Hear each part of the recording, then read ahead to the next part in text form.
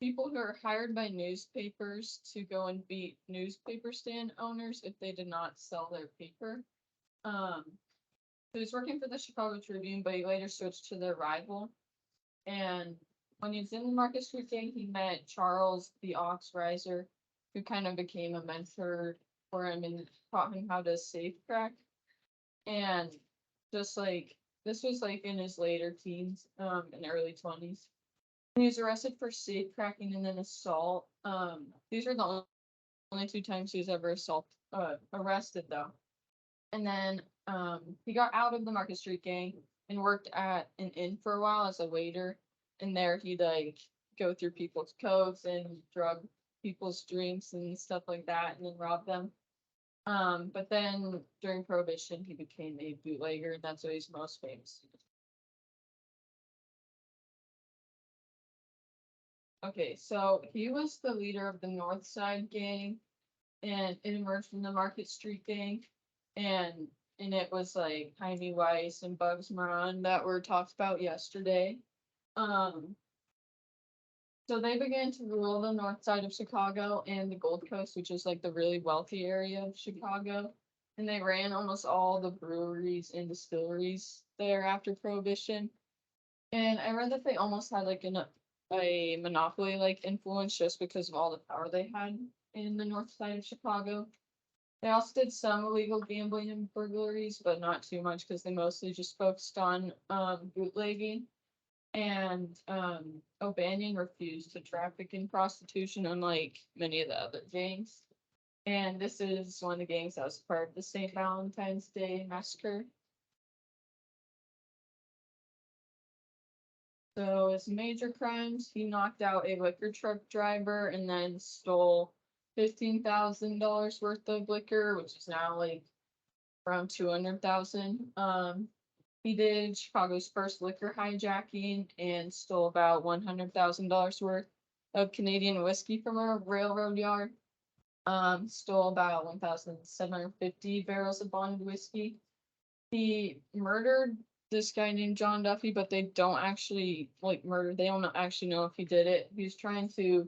They think he was trying to set up Al Capone and Johnny Torrio, and some people say they saw him and a few of his gang members with the body, but there wasn't ever enough evidence to um, convict him for it. And then he helped with some election fraud because he had a lot of ties with politicians and the Chicago Police Department. That's why he never really was put in prison for any of his crimes. And then he shot Davy Miller, but there wasn't very much information on it. And then, yeah, so more about his main rivals were Johnny Torrio and Al Capone, who were like the head of the outfit or the South Side Gang. He's part of the newspaper wars and bootlegging wars. And his Tommy gun supposedly was the first ever used in Chicago's history, but he died before he got to use it, so someone else used his Tommy gun. And then the liquor hijacking. And then his downfall. So he had some disagreements with one of his rivals, Angelo Jenna, about a debt he owed to a Northside casino, and he had been hijacking their liquor shipments. So like, but Jenna owed them a large amount of cash, and he had the cash to pay them, but he wouldn't.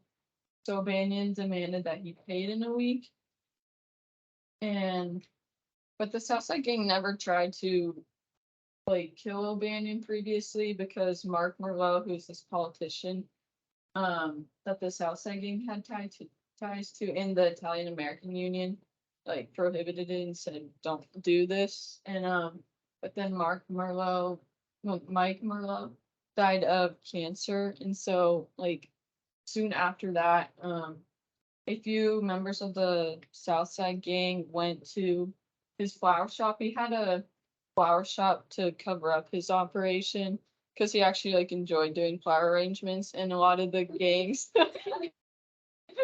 kind of weird. But a lot of the gangs used his shop for funerals after gang members died. But they went in saying that they needed flowers for Mike Merlot's funeral. But then while they were shaking his hand, They shot him twice in the head, twice in the throat, and then once more in the head. And then after this, it sparked like the 5-year gang war between the South Side and North Side gangs and led to the Valentine's Day massacre. And then at his funeral, there were like 10,000 people, I think. There were a ton. And when they were taking his body out of the flower shop, like people surrounded it. That's what the picture on the right is. And then the left two are middle and left are during his funeral around the casket. And there were $100,000 worth of flowers at his funeral. So yeah, it was a big. And that's all. That's great. It's a good story. Good job. That might be really conversations in this. We're looking for more bouquets for funerals, that's for sure. All right, good job. Let's see, what's the next one I have in order?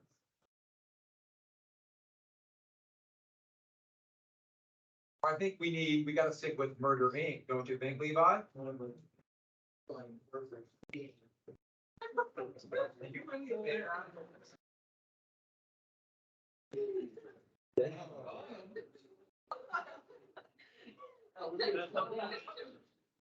know, I think even seventh graders would be like. They just don't understand. All right, here we go.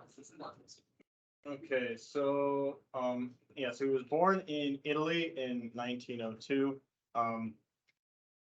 His dad was a railway worker during World War One. He died shortly after World War One ended, leaving behind his mom and his 9 siblings. He had 7 brothers and 2 sisters. Then in 1919, 2 of his brothers and him immigrated to America, and they illegally entered by just ditching the freighter they were working on, and then they just kind of decided to become longshoremen, and so they just kind of worked as longshoremen for a while. Then he was charged with murder. He supposedly murdered another longshoreman that he worked with. He was convicted, and then through some turn of events, he was able to get a retrial. And 4 of the witnesses that were there the first time just vanished into thin air. They're just gone. Wonder what happened to them. Anyway, yeah, then he was sent to prison for 2 years for something else. But yeah. But he became very shortly he became the International Longshoremen Association like boss. And so he allied himself with Joe the Boss Masseria up there. And through Masseria, he got connections to other high-level mobsters like Luciano, Vito Genovese, Frank Costello, and Joe Adonis. And yeah, then he supposedly committed another murder. And again, witnesses. What witnesses? I didn't see any witnesses. Anyway, then there was the Castellamare War between Masseria over there in Maranzano, and yeah, as Killian said, Luciano decided to ally with Maranzano, and so he had these 5 people. He had Anastasia, Vito Genovese, Joe Adonis, Bugsy Siegel, and Ciro, the Artichoke King at Terranova. They all, they went and they were the hitmen for him, and yeah, and yeah, then he supposedly murdered another dude with an ice pick, and again, no witnesses. Then for his loyalty, Luciano put him in charge of the National Crime Syndicate's enforcement unit, Murder Inc. And so they were just a bunch of contract killers. And then Dutch Schultz and Dewey, they've been talked about a couple times. Schultz wanted to kill Dewey even though he was told not to. So one of the hitmen from Murder Inc. was assigned to kill Schultz because they didn't want Dewey to die. So yeah. So they only operated for about 10 years. Because the supplier, the gang that supplied them with hitmen, the leader of it got arrested. And it kind of just like kind of made them fall apart. But during those 10 years, I guess that they committed thousands of murders. And from his leadership in Murder Inc., he would get the nicknames the Mad Hatter and Lord High Executioner. Then during World War II, Anastasia was the one who kind of came up with the deal to get Luciano less jail time and get him a pardon and stuff.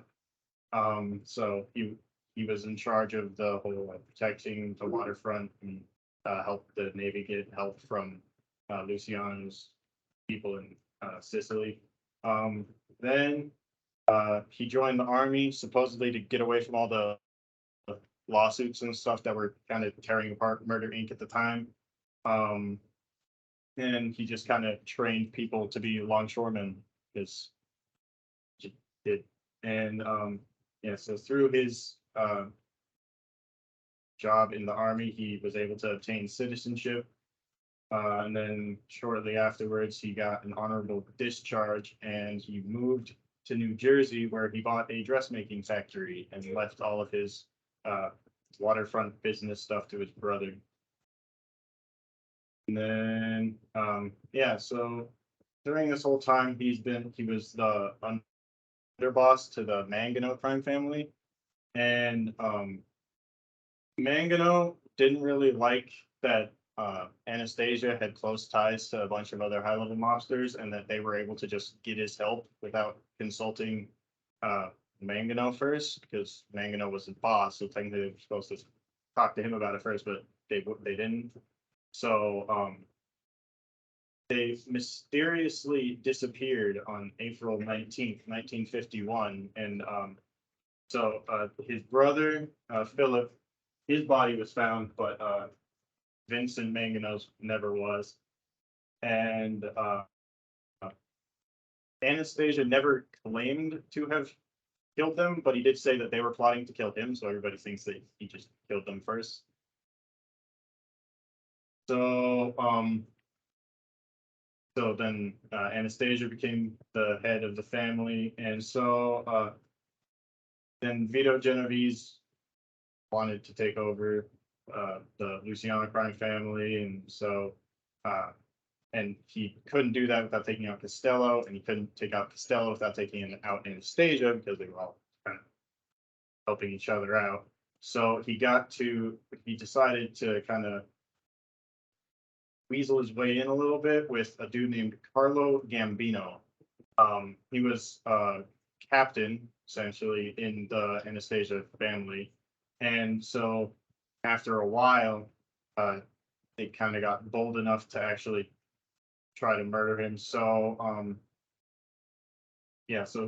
when Anastasia went to a barber shop, two people in scarves came in and they just started shooting him.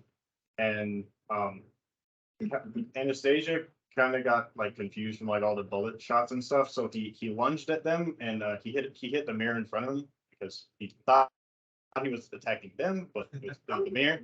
So yeah, and then they just shot him till they figured he was dead. I don't know. Just said when he fell on the ground.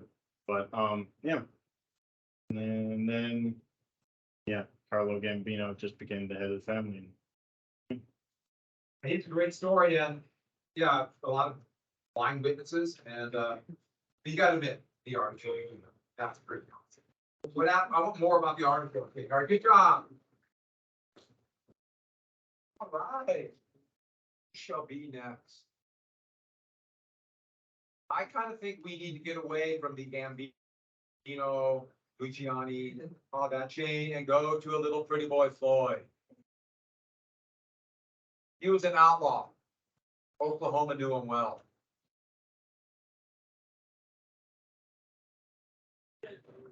Give me a stuff. Maybe.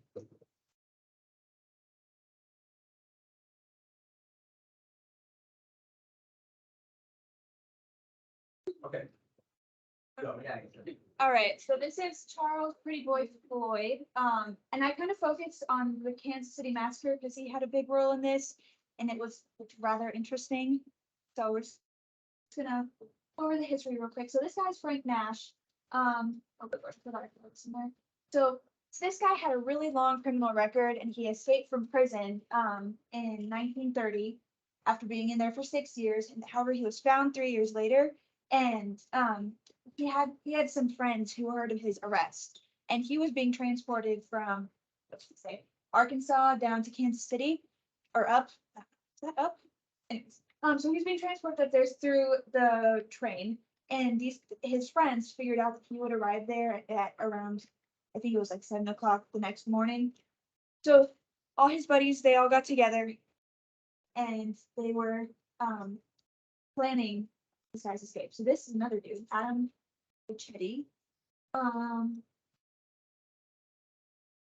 Okay. So not George Floyd. I'm so sorry. That's a bit rough. Arthur Pretty Boy. We're gonna call him Pretty Boy from now on. So Pretty Boy and his friend Adam. They were I don't know if they necessarily knew Nash, but they knew of the friends of Nash. So these guys were brought over as like gunmen basically. And on their way there, their car broke down. So as they brought their car to the garage to get it fixed, and then the local sheriff walked in, and Richetti recognized the sheriff and proceeded to hold the sheriff and the garage workers against the wall with a machine gun. That's so many. And Floyd had two 45 caliber pistols, and they just like held everyone against the wall. So then they got in another car. This is gonna be a theme. They got in another car and put the sheriff in the car. But on their way back to Kansas City, they released the sheriff somewhere along the way. And then when they got in Kansas City, they got another car. So this is the Union Pacific Railway that they got out of, or that they got to. So June 17, 1933, guy Miller, Floyd, and Richetti. So they arrived there in this Chevy sedan. And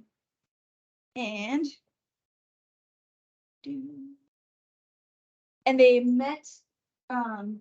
Blackie is one of the FBI agents or the police officers. So the police officers were they came out to go and meet this other guy. I don't know why I have to do that. So they met these other guys and they like scanned the area and they didn't see anything suspicious. They couldn't see the Chevy sedan out of there. So they returned to the station, and Lackey and Reed had their fun little shotguns with them, and the other officers had pistols. And the sedan was east of the entrance, and Caffrey was getting in the right door, and they told Nash to get in the front. So Nash he starts to get in the front, and then Lackey, one of the other guys, Lackey, Chief Reed, and this other guy Smith, they all sat in the back seat. And Nash obviously was in front, and Caffrey was in the driver's seat. So they all get there. This is a lot of just unnecessary information. These two were cops who were standing out there watching, and then they see this green Plymouth, and two guys with a machine gun, and another guy with a machine gun, and then they hear "let him have it," and then just fire starts raining down on everybody. These two die instantly, and this is Nash, the guy that they were trying to help escape. They killed him, so they completely failed at their operation. And this is where it just starts.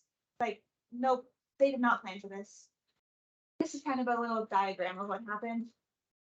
Blackie survived, Smith survived, and this guy survived. And they heard they're all dead. Let's get out. So they began to chase them, or try to fire at them. They missed, obviously, and the whole assault lasted like 30 seconds. And it was just crazy. So, Miller was one of the other guys. Him, Floyd, and Richetti were trying to escape, but then he got into a little altercation with New Jersey's mob, and he died. His mutilated body was found, and they linked beer bottles in this guy's basement they found fingerprints and linked him to Ricchetti, so that's how they knew Ricchetti was involved. That's still there. But these two fellas also have a rather extensive criminal history. Probably think it's okay. Floyd was mostly known for highway robbery and bank robbery, and he was kind of seen as like a Robin Hood sort of guy because he would like set fire inside the banks and he would burn mortgages, so he would get people out of like severe debt. So his funeral had a lot of people at it. Ricchetti is just kind of gross looking guy. So then they meet with these two ladies, Beulah, who went by Juanita, and Rose, and they went from Kansas City to Toledo, Ohio, and then up to Buffalo, New York. And they rented an apartment using fake names, and all the people in the apartment said they were mysterious, and they only really left to go to the grocery store, and they were there for a couple of years. I guess maybe. So then they were going to Oklahoma, and they were in Rose's sedan, but Floyd was driving, and then Floyd made the bright decision to run into a telephone pole, and he had removed all his firearms, and the girls took the car to the garage. And then the Wellsville police chief heard of these two suspicious looking guys. So they went out to go find them, fired, gun battle, obviously, and they got Ricchetti after he had emptied his gun. This is for the next slide, sorry.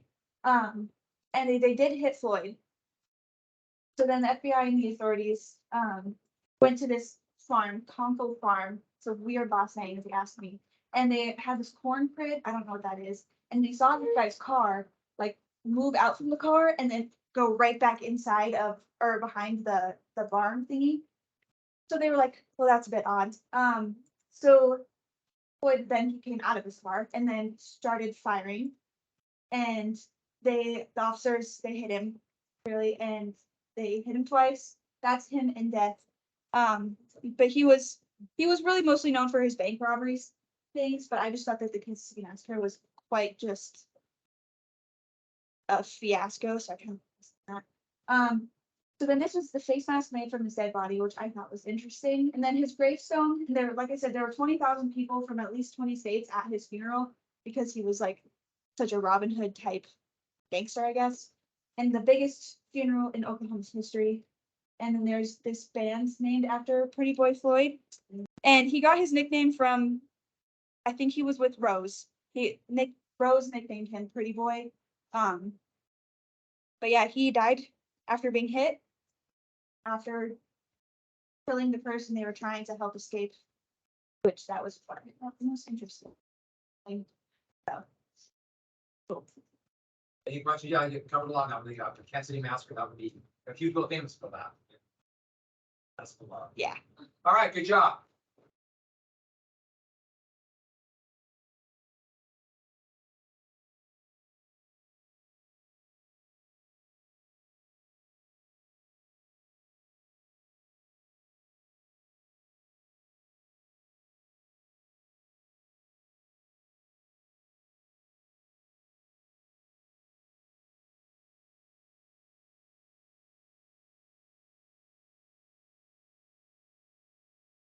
Think we need the Eastman gang.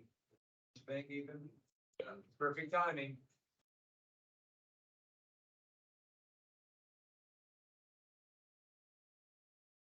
Eastman time.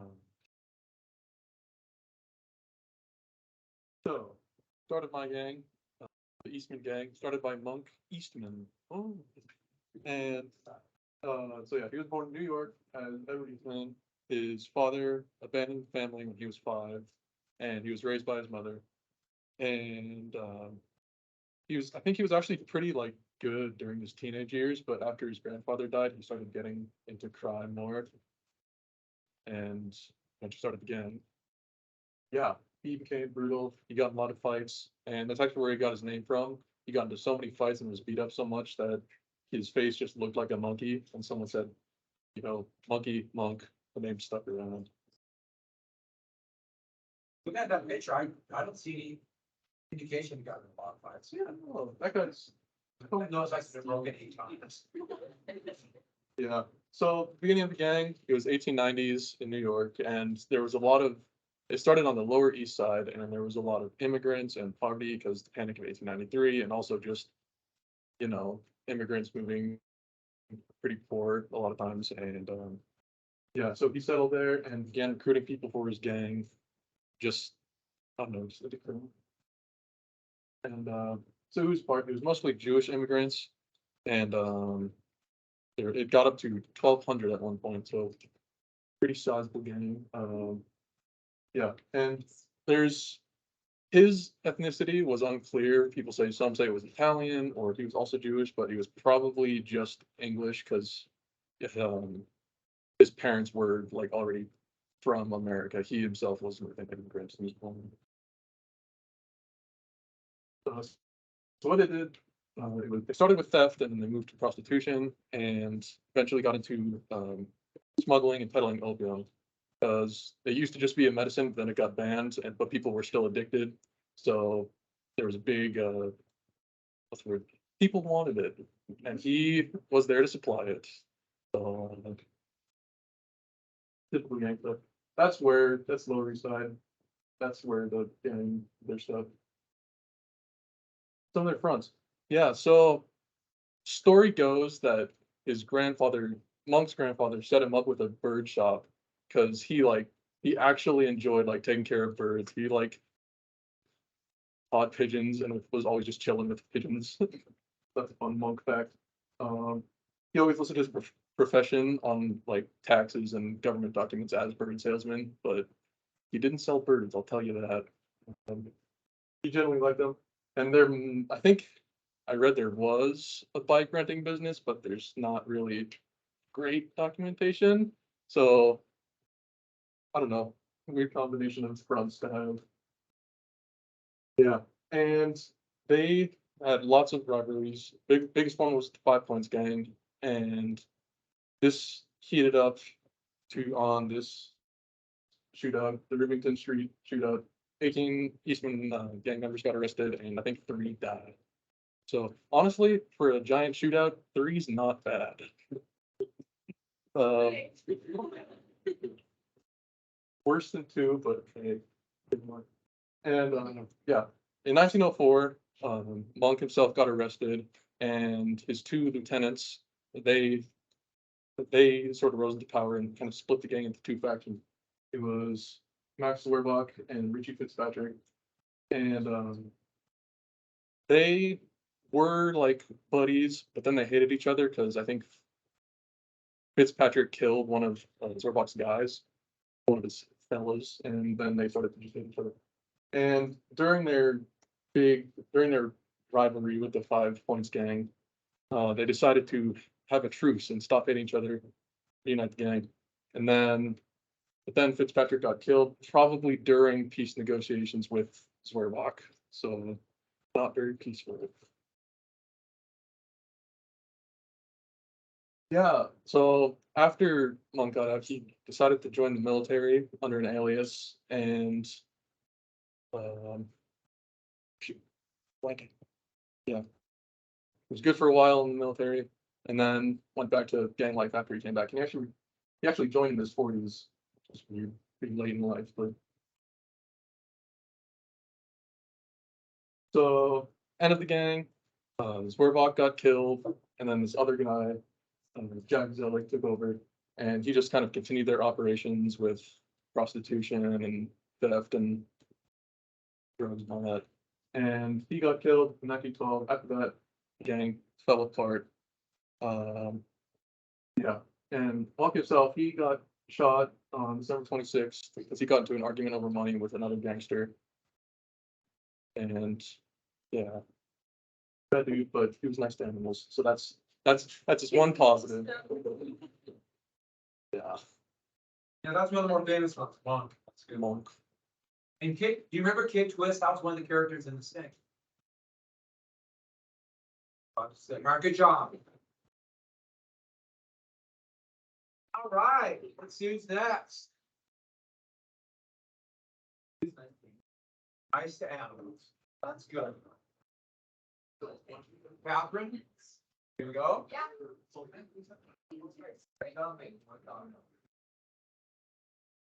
Is he cool? No, you kind of doesn't stand up. I Maybe see, one I'm step. gonna tap on my phone. No, I don't think I'm gonna go long, but Wait a second.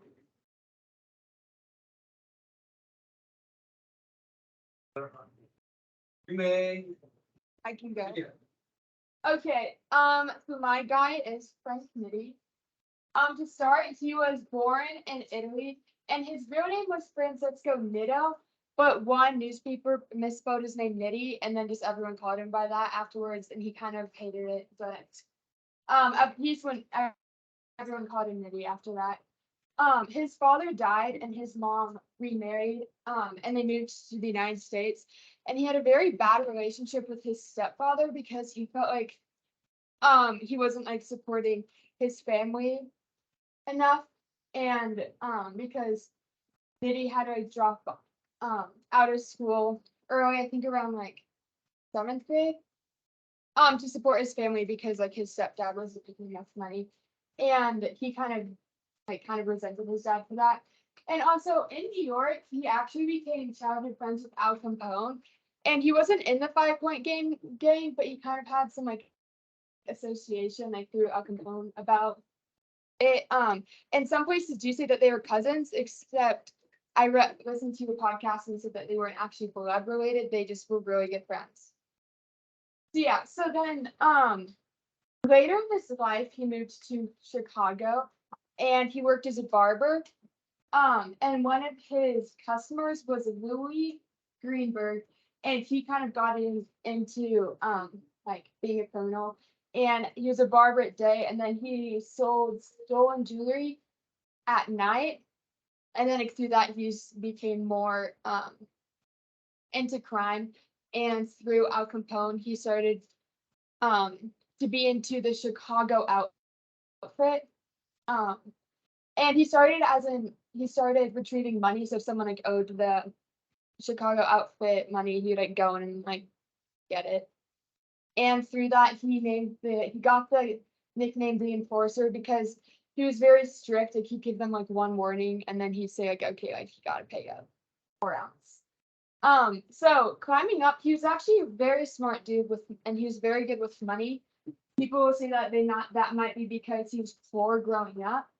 He managed the distribution of alcohol speakeasies, and he got a lot of his alcohol from Canada, and he got in that he's like got the outfit a lot of money. And then as he like was in the outfit, he started just being in charge of money and payments, which just showed like the amount of trust that they like trusted him because he was in charge of money. They trusted him a lot.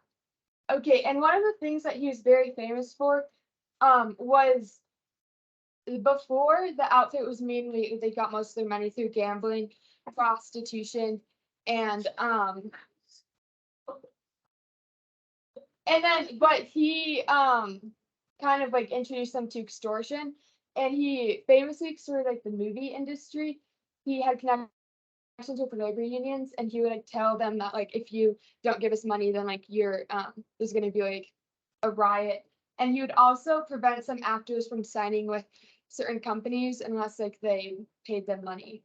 And so he got about like $250,000 from like Warner Brothers, Century Fox, and Paramount. Yeah. And so and then one of the stories that they had is that there was a new mayor. His name was Mayor Cermak. Okay. And part of his like campaign was that he was gonna take like all these criminals down. And so he paid Detective Lane like $15,000 to kill Nitti. And so they like raided his office and they shot Nitti 3 times, and then he shot his hand once to say that it was like self-defense, and that Nitti actually shot him, and he like shot him to like as self-defense. But one part that I thought was interesting was that Mayor Cermak later got killed on a assassination attempt on Franklin Roosevelt. And I thought that was interesting because I don't know, I thought that was cool. So yeah. And then when Al Capone went to jail, they actually both got sentenced, but Al Capone got sentenced for like 11 years, and Nitti only got sentenced for about like, it was between 1 and 2 years. I think it was like 19 months. Yeah. And Nitti was like one of like Al Capone's like most trusted, and so he became like the mob leader of the Chicago outfit. And they had very different styles of being like mob leader. Al Capone was in the news all the time, and he was like a very public figure. And that was one of the reasons that they say that he was never mind. Okay, but Nitti was very secretive, and a lot of people kind of had problems with like the big change. And also another thing he added when he became leader was extortion became a lot another major way to make money. And he was also really into dog racing. And then Nitti later died. Ignore the top sentence. That the very beginning was like the story I told you guys about detective. So Nitti died in 1943. He actually just got really drunk and shot himself 3 times. He didn't. I was confused. He shot himself 3 times, but only one like hit him. He shot like once and it like hit his hat and it didn't kill him. Another time just went somewhere else, and the third time he shot himself because he was like drunk, so he couldn't really aim very well. So yeah, that's it. He's kind of involved in everything. Yes, And a great mustache. he did. All right, good job. I like the extortion. Not that I like the extortion movie. I think you know what I mean. Thank you. Give me 1 sec. Lockdown, these are great.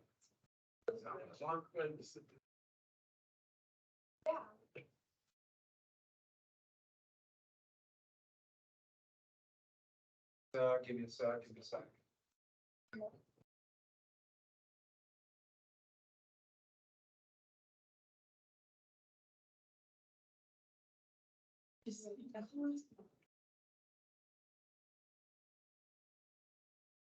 Like months. It was just months. And then I was just so funny because it's really good. Like it's like something you say.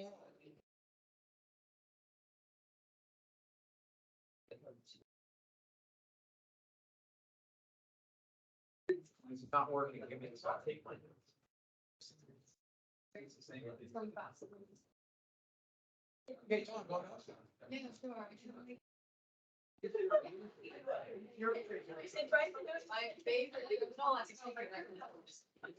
All right.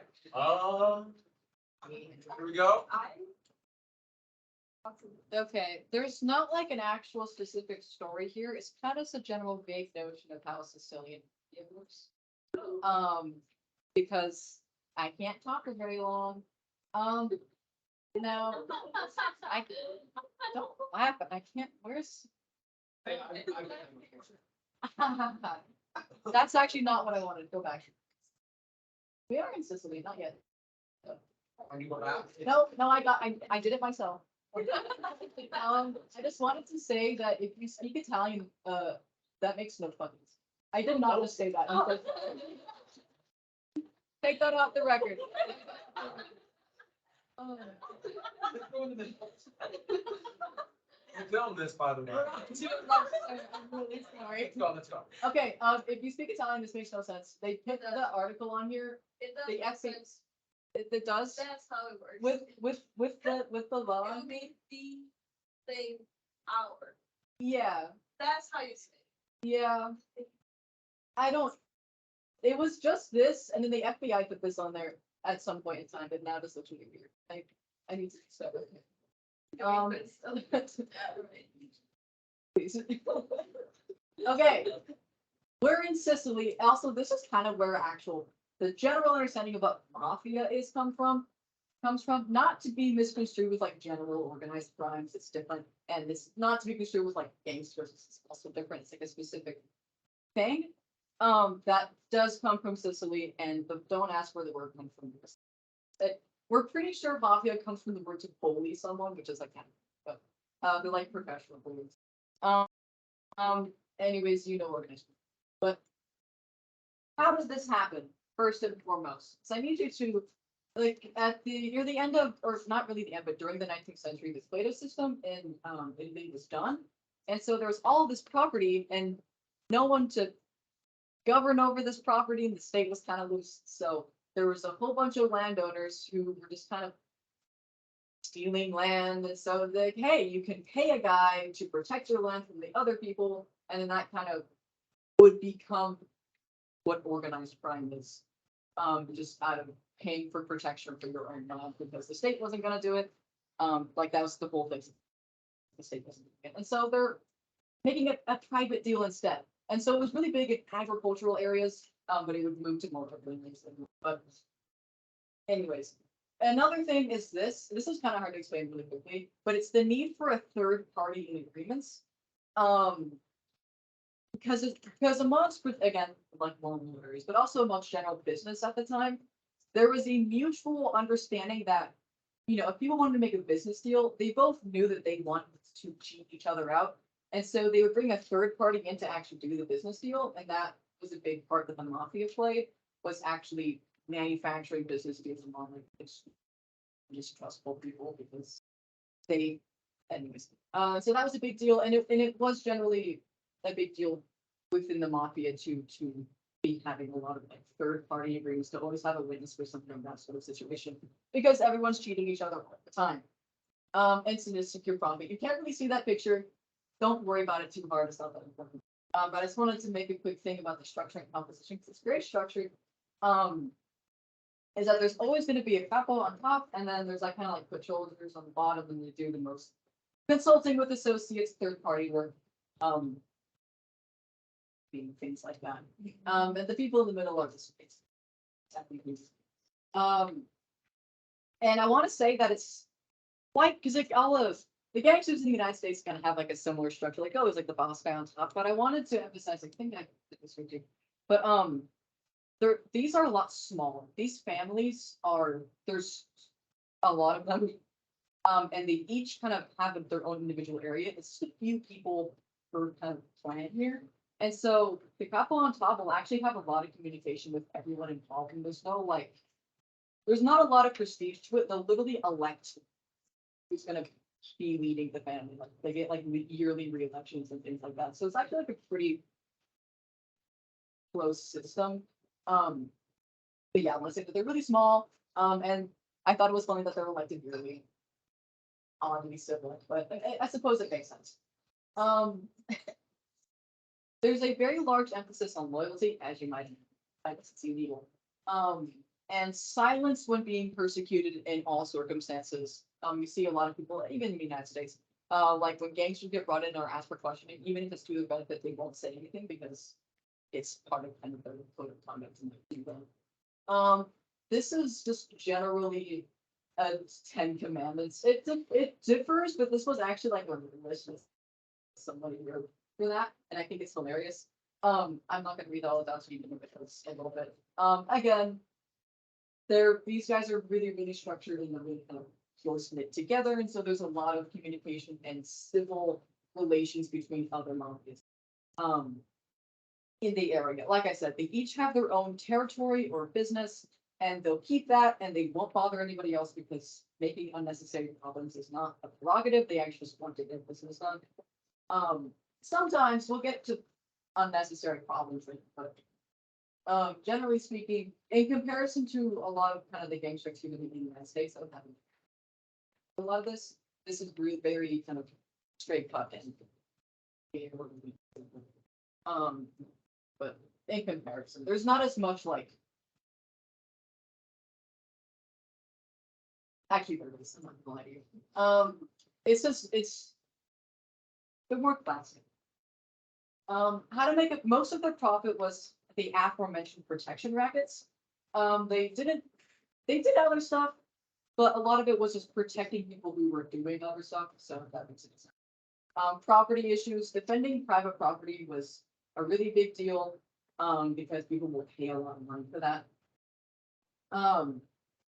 And this becomes blanket extortion, wherein they will just kind of walk into your business, you know, extortion, like, hey, if you're terrible, something you have to do this, you should give me money.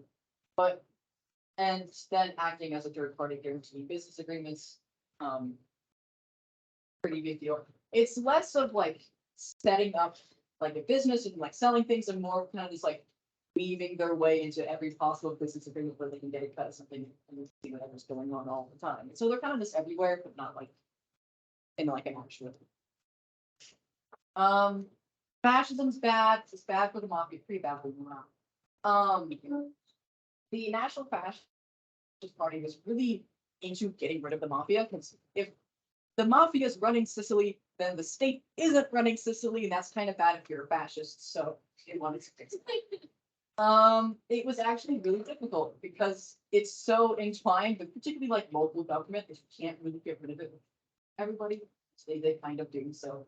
It was a little, and then they would just kind of can't really get rid of the mafia, unfortunately. This is why a lot of mafia members in Sicily would move to the United States and then do crime there instead, is because they're getting persecuted so much. But they would help the allies to invade Italy. So because they really wanted this being gone.